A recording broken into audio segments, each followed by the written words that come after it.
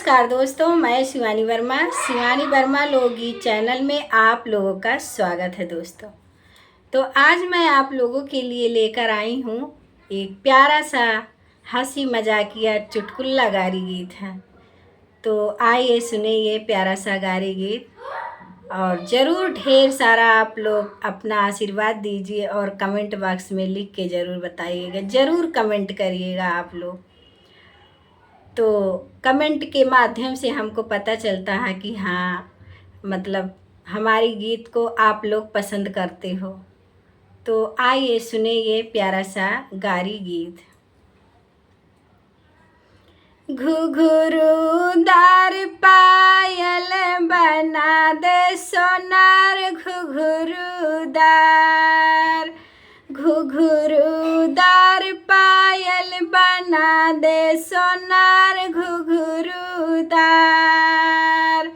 ऊ पायल पहिने समधी के बहिनी, अरे समधी के बहिनी कूटत बाजै पछोरत बाजै आवत बाजै दुअरवा पे बाजै फुलवा तोड़त फुलवरिया में बाजै घुघुरुदार, घुघुरुदार पायल बना दे सोनार घुघुरुदार, घुघुरुदार पायल बना दे सोनार घुघुरुदार।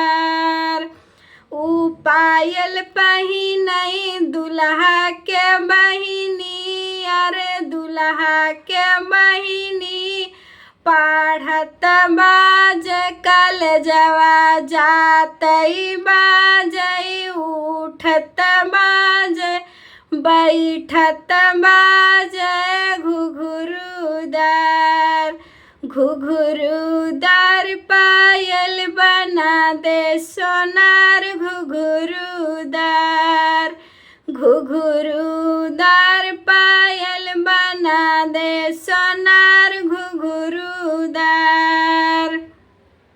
ऊ पायल पहिने बाराती के बहिनी, अरे बाराती के बहिनी अरे कूटत बाजै पीसत बाजै लड़िका खेलावत बिस्तर पे बाजै घुघुरुदार, घुघुरुदार पायल बना दे सोनार घुघुरुदार, घुघुरुदार पायल बना दे सोनार घुघुरुदार। ऊ पायल पहिने जेठऊ के बहिनी, अगुआ के बहिनी, अरे अगुआ के बहिनी कूटत बाजै पीसत बाजै पछोरत बाजै आधी रात सेजरिया पे बाजै घुघुरुदार, घुघुरुदार पायल बना दे सोनार घुघुरुदार, घुघुरुदार पायल बना दे सोनार घुघुरुदार।